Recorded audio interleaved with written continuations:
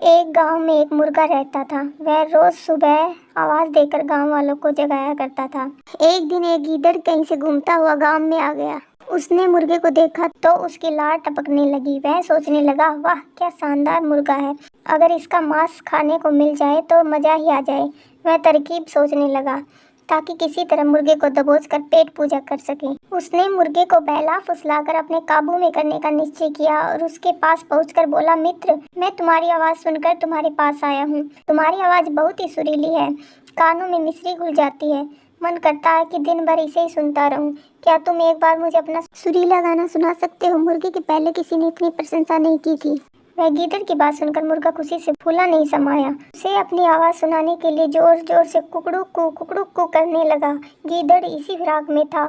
उसने देखा कि मुर्गे का ध्यान उसकी ओर नहीं है, इसलिए अवसर पाकर उसने मुर्गे को अपने मुंह में दबोच लिया। जंगल की ओर भागने लगा।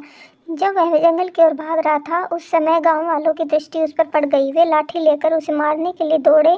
गीदड़ डर के मारे और तेजी से भागने लगा। मुर्गा आकर उसके मुंह में दबा था। तब उसने उसके चुंगल से बचकर निकलने का एक उपाय सोच लिया। वह भागते हुए गीदड़ से बोला, देखो गीदड़ भाई, ये गांव वाले मेरे कारण तुम्हारा पीछा कर रहे हैं।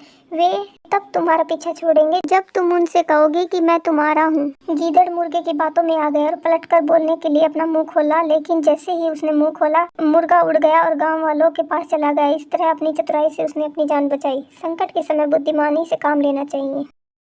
Please subscribe.